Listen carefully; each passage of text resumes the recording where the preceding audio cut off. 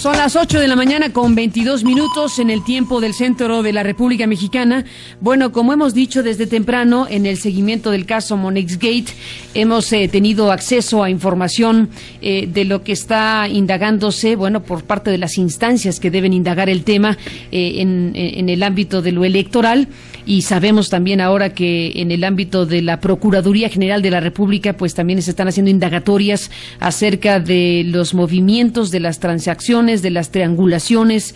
Esperemos, desde luego, que haya una investigación muy amplia sobre los orígenes de los dineros en cuestión, del llamado Monexgate en particular. Hay varios ángulos de investigación, pero aquí, evidentemente, por muchas razones, nos hemos detenido en el llamado Monexgate y, bueno, hemos seguido de cerca particularmente este asunto que apunta a empresas fachada, a empresas que, bueno, pues obtuvieron servicios de Monex por cantidades millonarias en modalidades que apuntan, digamos, a lo que es una suerte de lavado de dinero por el tipo de conductas, digamos, empresariales, por el tipo de fachada de estas empresas que obtuvieron servicios de monederos Monex, de recompensas empresariales Monex, y que al jalar las hebras de investigación nos han conducido a nombres, a apellidos, a circunstancias sumamente delicadas que deben ser, como decíamos, totalmente esclarecidas,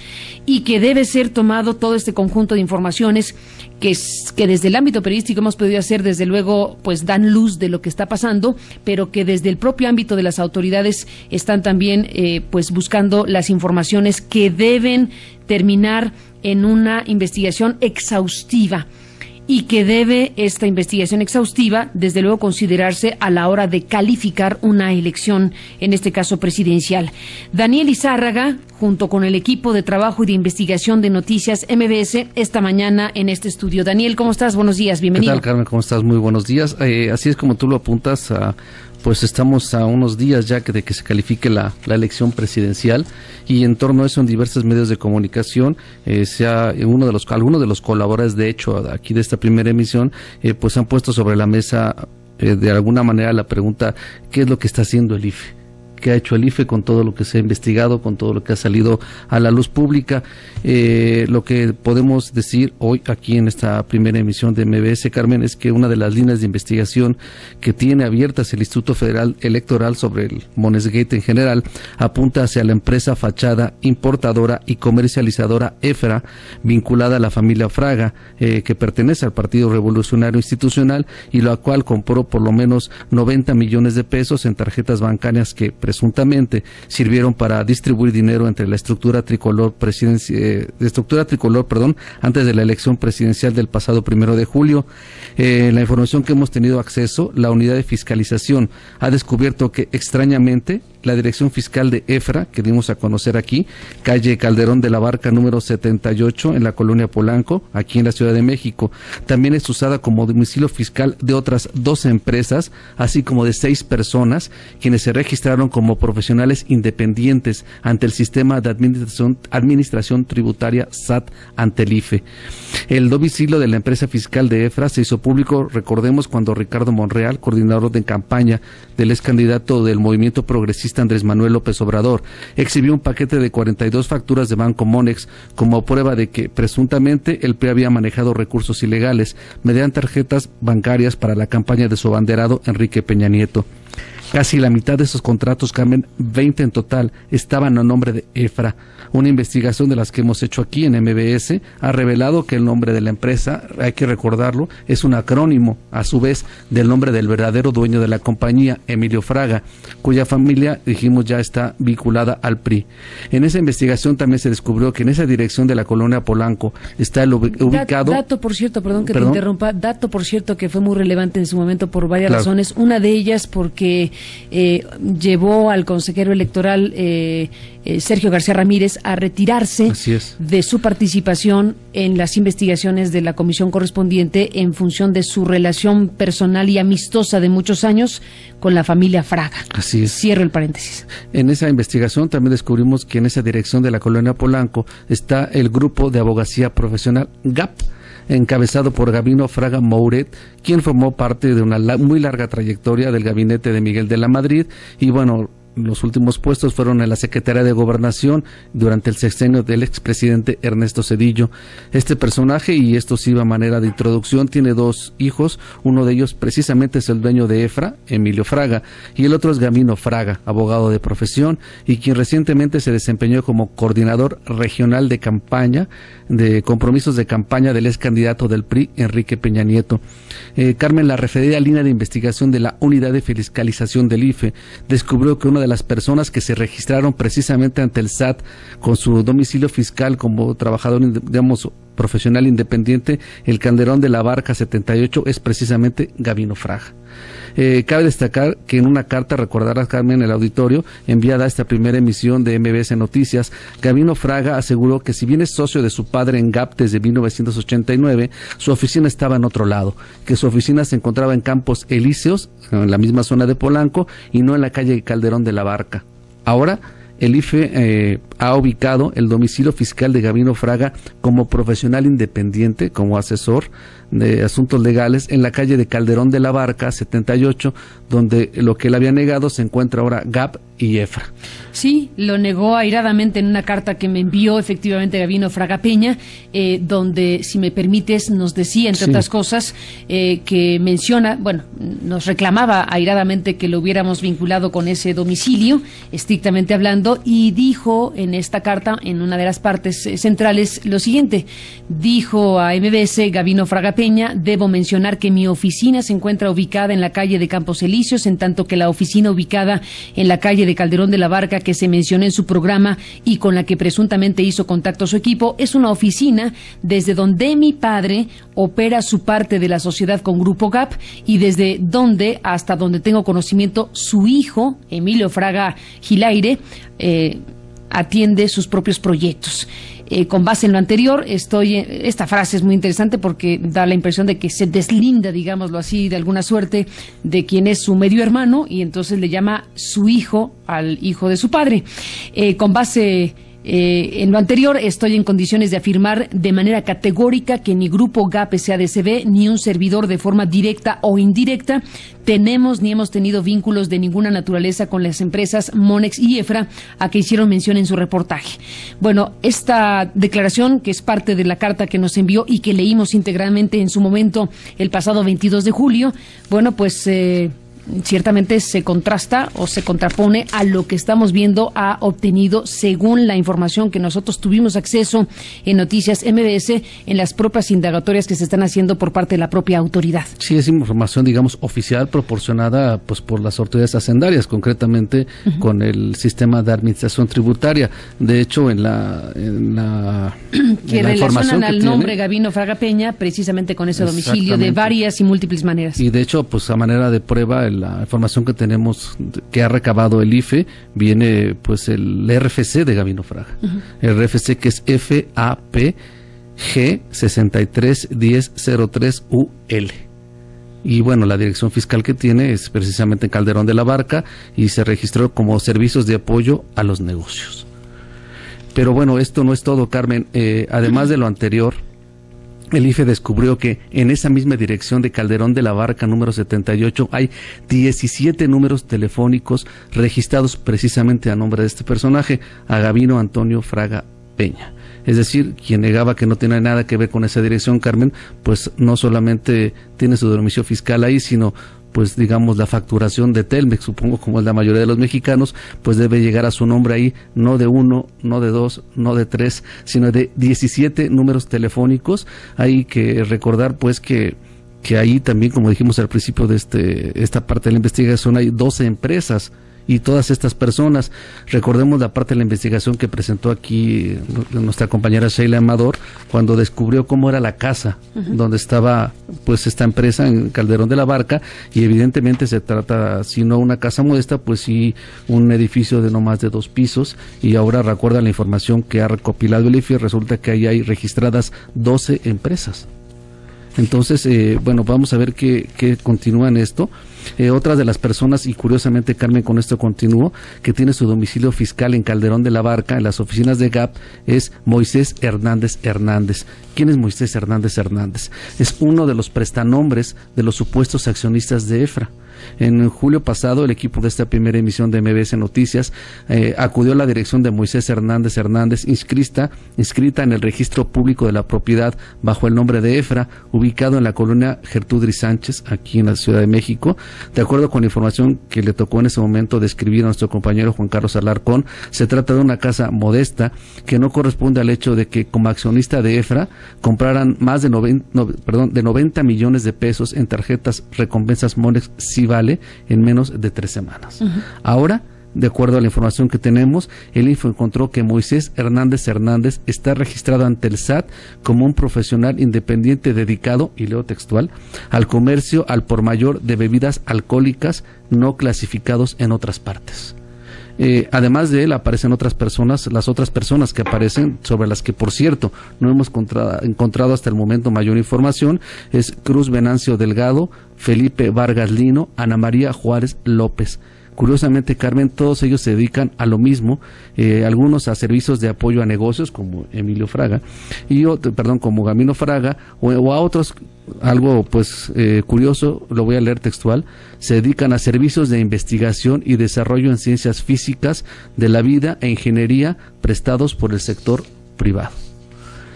Así es como, bueno, la información que viene, cómo se registran cómo fiscalmente. Se registra fiscalmente.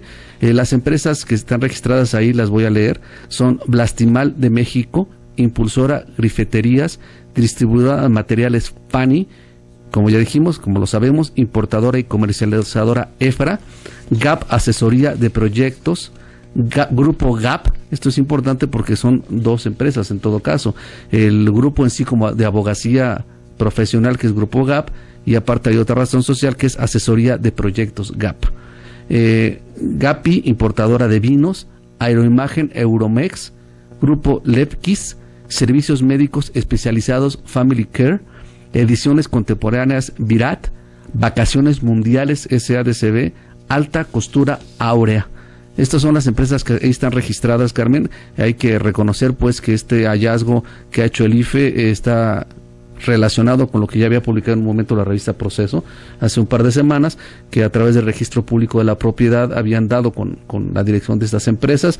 Lo que podemos agregar ahora es que el IFE lo tiene confirmado, que estas empresas están en Calderón de la Barca, y que no solamente están esas empresas, sino que hoy nosotros estamos en condiciones de decir, a través de esta información oficial, que hay 6 personas más registradas como profesionales independientes.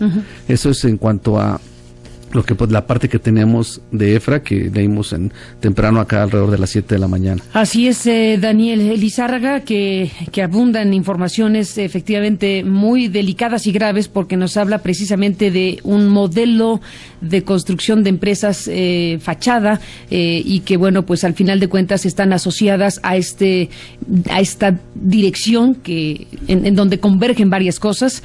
Evidentemente estamos focalizando nuestra mirada en el tema de EFRA, que es una de las empresas precisamente relacionadas con Monex, a partir de las facturas que se dieron a conocer, las facturas que presentó públicamente Ricardo Monreal, y de las cuales nosotros hemos seguido investigando, igual que otros medios han aportado informaciones muy valiosas sobre qué se desprende de esas facturas que Monex emitió formalmente. Monex, nosotros cuando buscamos a Monex, nunca negó la veracidad de esas facturas, nunca hubo ninguna postura de la empresa para rechazar que fueran facturas legítimas, verdaderas, digamos, genuinas. De hecho, el IFE está partiendo de ahí para desarrollar todo esto. Y se parte de ahí, desde luego que desde luego que son facturas que están, en todo caso, ya a la luz pública, que fueron presentadas y que en la investigación periodística nos han conducido precisamente a quiénes son estas empresas. Estas empresas que obtuvieron tarjetas recompensa Monex, y que, en todo caso, están siendo parte de estas investigaciones que asocian la existencia de empresas pantalla fantasma con mecanismos de triangulación de dinero y de dispersión de dinero masivamente, que están asociadas a una campaña política. Y de eso es de lo que estamos hablando, y por eso es tan relevante el llamado caso Monexgate. Y por eso es relevante que ahora que hemos tenido acceso a estas informaciones, son apenas un asomo de lo que evidentemente el IFE debe conocer, de lo que el Asiedo debe saber ya a estas alturas del partido, de lo que el gobierno de la República debe conocer, porque ellos tienen todas las llaves para acceder a todas estas informaciones, quién está detrás de cada número de cuenta, quién está detrás de cada registro federal de causantes, quién está detrás de cada uno de estos elementos de información que hemos expuesto públicamente. Lo que nosotros podemos ofrecerle, desde luego que es el trabajo periodístico y el alcance que podamos tener en esta materia, pero yo y seguramente Daniel podemos presumir que esto es el asomo de algo que ya debe tener con mucho conocimiento el propio gobierno de la República, evidentemente que tiene los elementos y los instrumentos para saberlo. Y la gran pregunta es, ¿hasta dónde va a llegar la investigación en días que son días clave para calificar una elección presidencial? Y si hay o no materia, según el juicio de los magistrados que van a hacer esta tarea tan delicada de calificar una elección presidencial, para aceptar o no un recurso de impugnación que pretende la invalidación presidencial con un conjunto de elementos que conducen a la compra y coacción del voto, según han planteado los miembros del movimiento progresista, y que conducen a este otro territorio que tiene que ver con la cuestión de los dineros. ¿De qué tamaño es todo esto? ¿Cuál es la dimensión de los recursos utilizados en campañas políticas precisamente en este 2012 y antes, incluso si nos atenemos a las informaciones que se tienen disponibles? Bueno, pues esa es la gran pregunta. Lo que tenemos aquí son aportaciones periodísticas y la gran exigencia social de que estas investigaciones deben llevar, desde luego, a las últimas consecuencias. Se tiene que saber de todo este entramado y debe haber, desde luego, algún tipo de consecuencia en términos de la propia justicia y en términos de clarificar, qué sucedió, qué hay en las entrañas de los procesos electorales en nuestro país.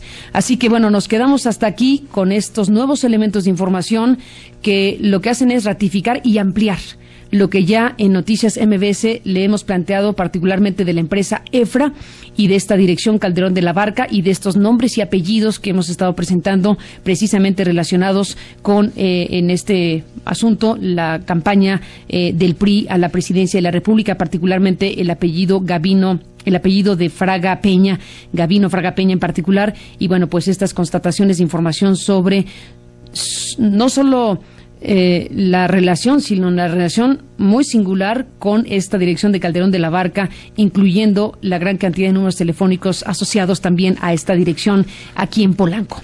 Hasta aquí esta parte de la información que le podemos presentar esta mañana. Vamos a hacer una pausa y regresamos con el tema Monexgate, con otras informaciones del otro asunto que también está relacionado con el caso Monexgate, que es el caso Aquino, porque del caso Aquino también hay información que le queremos comentar esta mañana.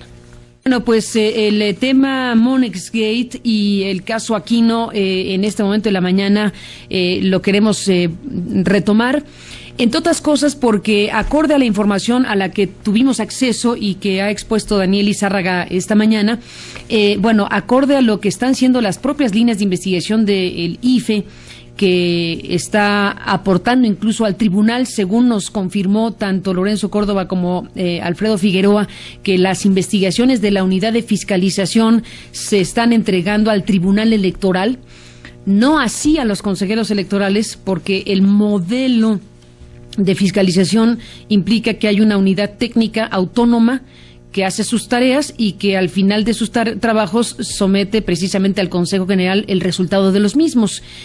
De tal suerte que lo que van obteniendo, las informaciones y los datos que van obteniendo, pues en todo caso forman parte de esa investigación de ese órgano autónomo este órgano técnicamente autónomo del IFE.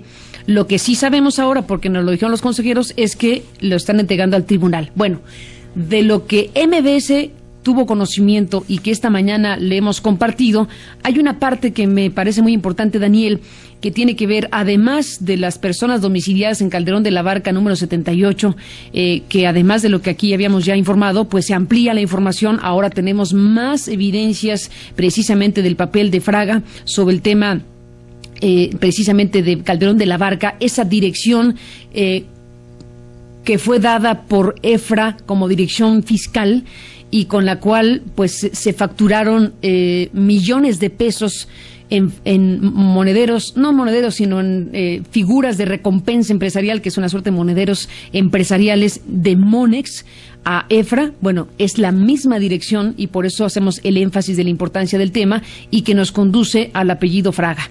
Bueno, además de esto que ya expusimos esta mañana, en las informaciones a las que tuvimos acceso, también nos llama mucho la atención que el IFE, o quien está haciendo la investigación dentro de la autoridad precisamente del IFE, se hace una mención del caso Aquino, por supuesto.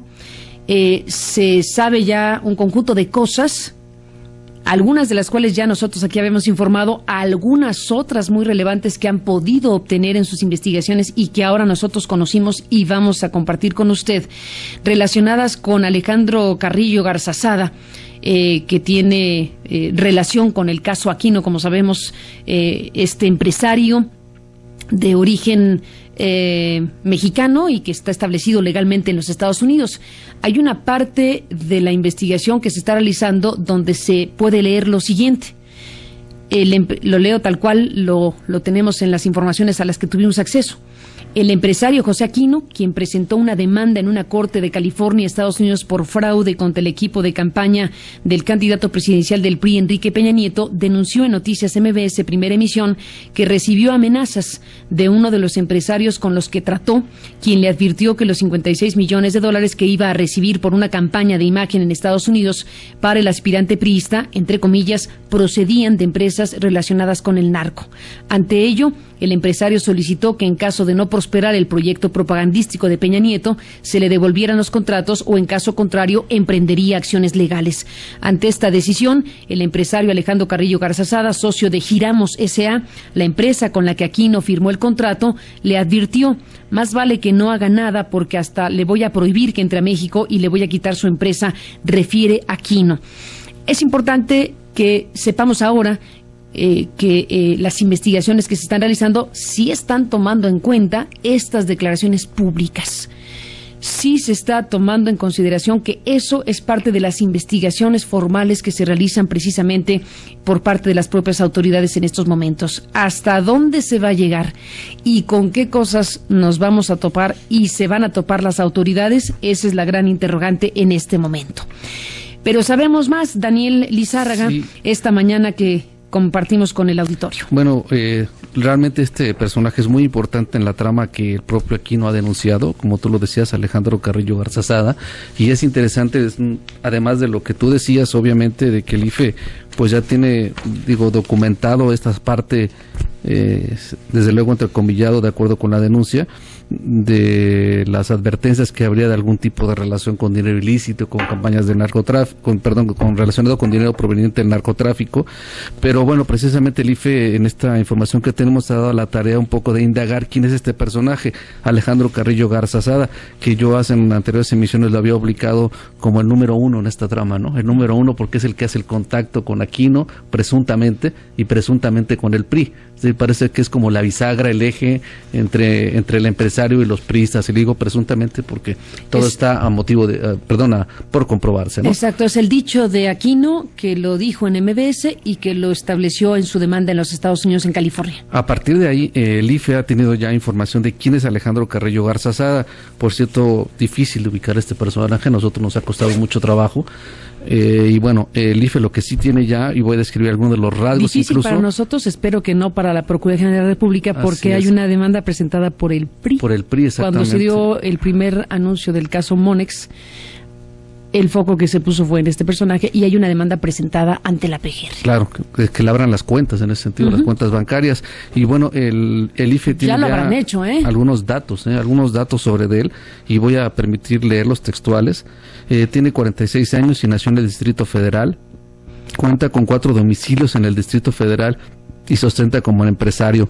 Participa como accionista en una sociedad mercantil denominada Grupo Alpec, SADCB. Repito, Grupo Alpec, que es una empresa que nosotros no tenemos registrada, y participa como comisionado de la sociedad mercantil de nombre Promotora y Comercializadora AXA. Son de las empresas que ha descubierto el IFE. Tiene registrados 6 vehículos de la marca Toyota, BMW, Chrysler, Mercedes-Benz, Mitsubishi, cuyos modelos corresponden a los años 2008, 2007, 2006 y 2004. De la información localizada en fuentes abiertas, dice el IFE, se desprende una demanda civil, la que ya hemos dado cuenta ampliamente, que es la que está en Los Ángeles, en el distrito de Los Ángeles, en California, por un incumplimiento de contrato y que va relacionado con otra empresa que se llama Giramos, que ya hemos dado cuenta de ella, que por lo que nosotros hemos podido investigar, esta empresa se encuentra legalmente constituida en la ciudad de Guadalajara, concretamente en la zona conurbada en Zapopan. Alejandro Carrillo Garzazada nació el 16 de octubre de 1965, refiere 4 domicilios, como decíamos, en el Distrito Federal, de acuerdo a la información que tenemos del IFE, en las delegaciones Coajimalpa y Álvaro Obregón. El primero de ellos en Bosques de Cidros, número 110, interior 40. El segundo en calle Paseo de las Sillas, número 92, interior 146. Ambos en las colonias Bosques de las Lomas. Cabe destacar, es una de las zonas, pues, económicamente con más plusvalía en la Ciudad de México. El tercero en calle Carlos Lozano, número 15, interior 901, piso 9, unidad habitacional Cruz Manca. Y el cuarto en avenida Bernardo Quintana Arrioja, número 105, interior 201, Torre B, fraccionamiento Lomas de Santa Fe. Bueno, habíamos dicho también ya los vehículos. Por primera vez el IFE tiene ya una fotografía de él. Vamos a ponerle unos momentos en las pantallas de MBS. Es un personaje que, repito, no habíamos podido ubicar ni localizar.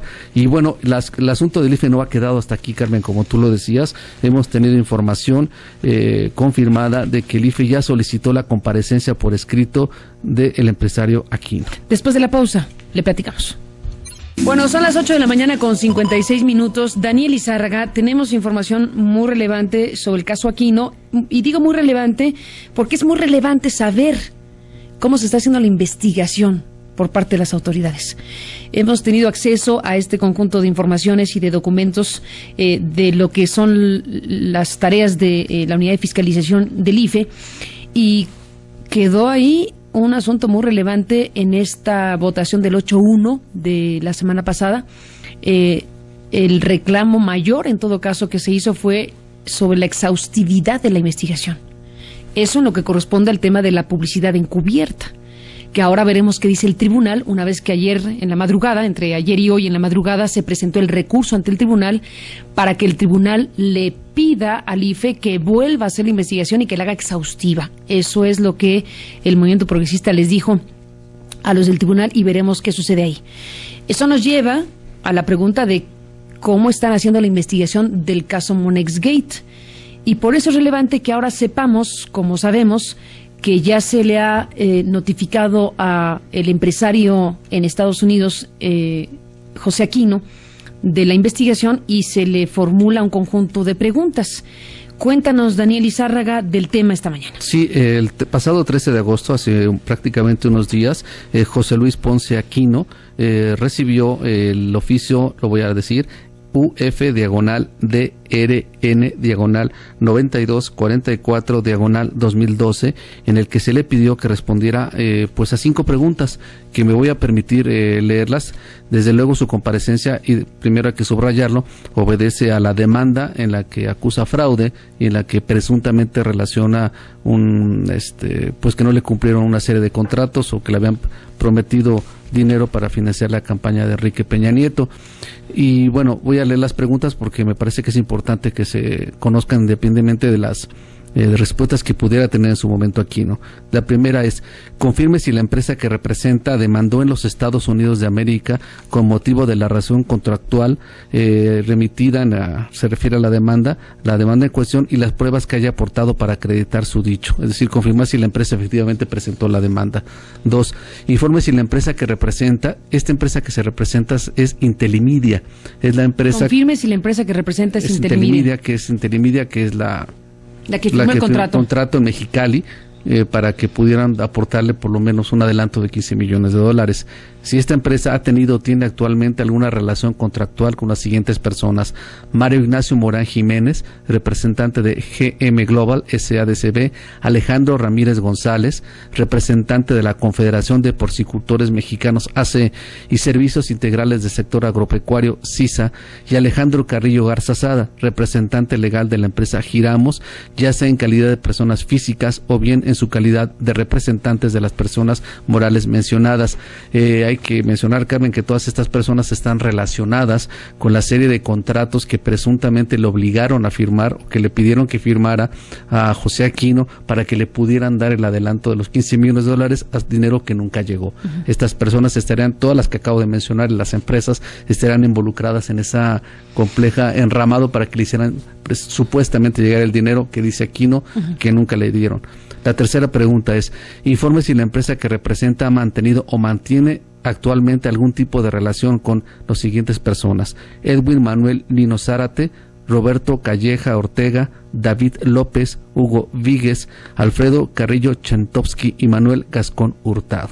Es decir, aquí le están preguntando pues algunos personajes, personas que trabajan o han trabajado en la campaña de Enrique Peña Nieto, como Edwin Manuel Nino Zárate, que es de hecho el secretario particular de Enrique Peña Nieto; Roberto Calleja y David López, que son parte del equipo de comunicación; Hugo Víguez, que ya hemos nosotros descubierto que en realidad es Hugo Víguez, que es un empresario que vive en Cuernavaca y que bueno, tiene un lazo familiar con el gobernador electo; y que bueno, las otras dos personas, Alejandro Carrillo Chantowski y Manuel Gascón Hurtado, que pertenecen a las empresas GM Global, que son las que hemos descrito que forman parte de otro tipo de contratos para que les hicieran llegar el dinero.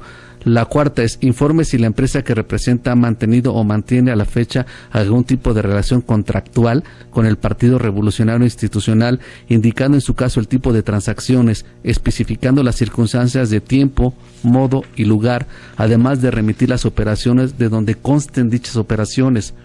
5 y último, informe si la empresa que representa ha mantenido o mantiene a la fecha algún tipo de relación contractual vinculada con la campaña del entonces candidato Enrique Peña Nieto, o bien con las personas que formaban parte del equipo de campaña del entonces candidato, especificando en el caso de tiempo, modo y lugar, además de remitir las operaciones donde consten dichas operaciones. Estas son las preguntas, las 5 preguntas básicas que le han hecho a Aquino respecto a pues a la denuncia de la que hemos dado amplia cuenta aquí en MBS. Pues importante saber que efectivamente se le está solicitando recientemente, en estos momentos, a Aquino la respuesta a estas preguntas.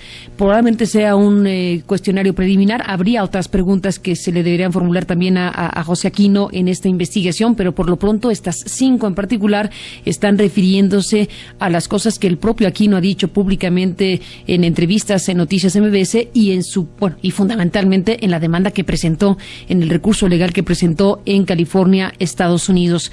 Vamos a ver qué tipo de respuestas ofrece precisamente Aquino sobre este tipo de preguntas que apuntan a algunos de los temas principales. Hay otros asuntos que también ha dicho Aquino y que todavía no están formulados por parte de esta unidad de fiscalización que lo está requiriendo. Probablemente vendrá otro tramo de cuestionamientos, vamos a verlo, pero por lo pronto aquí hay 5 elementos en donde se le cuestiona, se le pregunta para que forme parte de la investigación y del registro de la propia investigación que hace la autoridad en el IFE del llamado Monex Gate en este tramo de la historia Aquino. Así que bueno, pues importante el asunto. No hay una pregunta, por ejemplo, y me llama la atención sobre los dichos de Aquino, que sí está en el propio registro del IFE, no en las preguntas que le hace Aquino, sino en su revisión del caso. No se le pregunta sobre este asunto de la declaración de Aquino acerca de una amenaza que sufrió y de una declaración que dice haber recibido por parte de Alejandro Carrillo Garza Sada sobre la procedencia de empresas relacionadas con el narco. Ese es un asunto que Aquino planteó públicamente, que forma parte esencial de su demanda en Estados Unidos. No está en este conjunto de 5 preguntas. Supongo, insisto, que habrá otro tramo de preguntas a Aquino y que por lo pronto estamos simplemente en la posibilidad de decirle que se le ha requerido finalmente. Hace poquito. Es decir, ha habido un requerimiento que deberá ser respondido, pues esperemos que rápido también por parte de Aquino para que continúen las investigaciones. Sí, Carmen, yo agregaría por mi parte que me llama la atención, y como tú dices, espero que le pregunten más sobre la empresa matriz, digamos, a través de la cual supuestamente se iba a hacer la operación, que es Frontera Television Network. No veo que haya una pregunta relacionada específicamente con Frontera Television Network, sino las preguntas van dirigidas ante Intelimedia, que es una empresa, digamos, más pequeña que tiene Aquino, a través de la cual, como había dicho, le pretendían pagar el adelanto. Pero eso es una parte de la historia. Pero la empresa fondo de de la origen historia, era el fondo de la historia es con Television Network. Frontera Television Network, ahí empezó la historia. Exacto, y no vemos una pregunta en estas 5 relacionadas con eso, ¿no? Me llama la atención, además otra cosa, finalmente, si me permites que me llame la atención, es que de acuerdo a las fechas que dice el IFE que le notificaron, habla que si conoce a Hugo Víguez. Nosotros ya habíamos publicado y difundido aquí que Hugo Víguez en realidad no se llama Hugo Víguez, sino Hugo Vígertz. Entonces, pues pareciera como que ahí hay un problema de identificación del personaje, ¿no?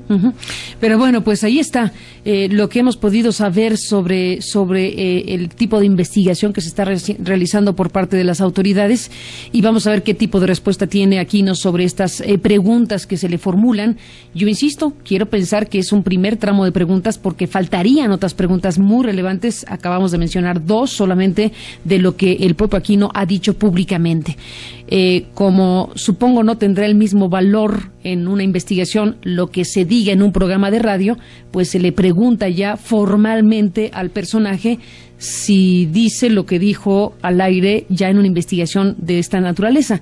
Si así es, faltan preguntas y faltan elementos que efectivamente ya se conocen públicamente de los dichos del propio José Aquino y de la investigación abierta en los Estados Unidos. Pues ahí está el tema, los temas abiertos que seguiremos de cerca. Gracias, Daniel, por estar aquí esta mañana. Hasta luego, buenos días. Volvemos después de la pausa. Noticias MBS con Carmen Aristegui. Continuamos.